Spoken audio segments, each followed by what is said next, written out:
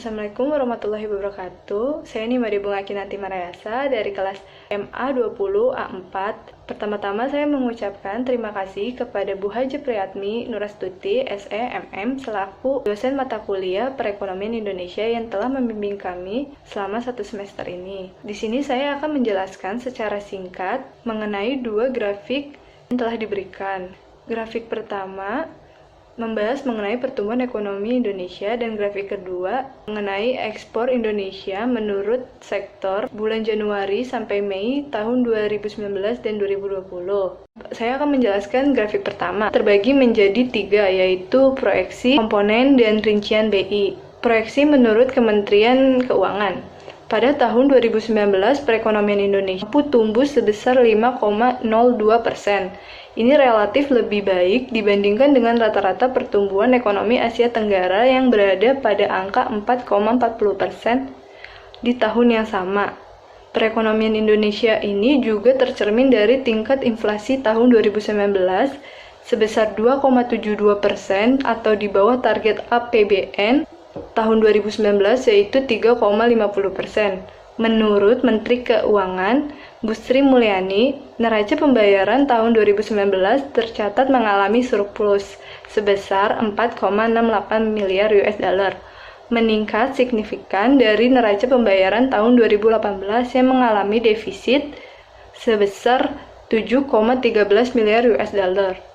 Pada tahun 2020, awalnya pemerintah memproyeksikan pertumbuhan ekonomi akan berada pada kisaran negatif 0,4% hingga 2,3%.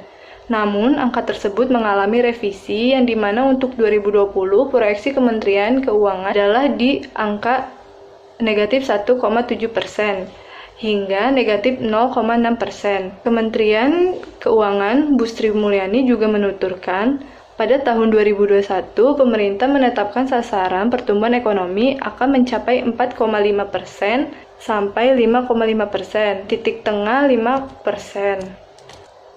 Sedangkan proyeksi menurut ADB pada tahun 2019 dan tahun 2020 bertumbuh pada 5%. Namun pada tahun yang sama yaitu 2020 mengalami pengurangan setengahnya menjadi 2,5%.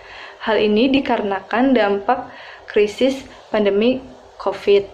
Dan tahun selanjutnya diperkirakan bertumbuh kembali menjadi 5%. Selanjutnya ada komponen pertumbuhan ekonomi.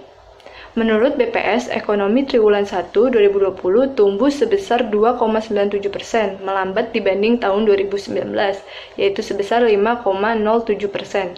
Berdasarkan komponen pengeluaran, pertumbuhan tertinggi dicapai oleh komponen konsumsi pemerintah sebesar 6,8%.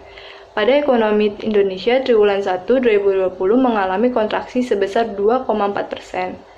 Penurunan disebabkan oleh kontraksi pada seluruh komponen pengeluaran. Lalu ada perincian prediksi menurut BI.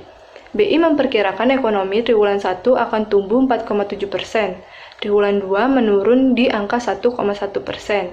Dan pada triwulan 3 dan triwulan 4 mengalami kenaikan. Triwulan 3 naik 0,2% menjadi 1,3%. Dan triwulan 4 naik 1,1% menjadi 2,4%. Selanjutnya ada ekspor Indonesia menurut sektor bulan Januari sampai Mei 2019 dan 2020. Nilai ekspor Indonesia Mei 2020 mencapai 10,53 miliar US dollar atau menurun 28,95% dibanding Mei 2019. Menurut sektor, ekspor migas mengalami penurunan sebesar 34,93%. Sedangkan ekspor non-migas hasil industri pengolahan Januari sampai Mei 2020 turun sebesar 0,08% dibanding periode yang sama tahun 2019. Ekspor hasil tambang dan lainnya turun sebesar 21,02%. Sementara ekspor hasil pertanian naik sebesar 5,63%. Secara kumulatif, ekspor non-migas menyumbang sebesar 94,58% dari total ekspor Januari sampai Mei 2020.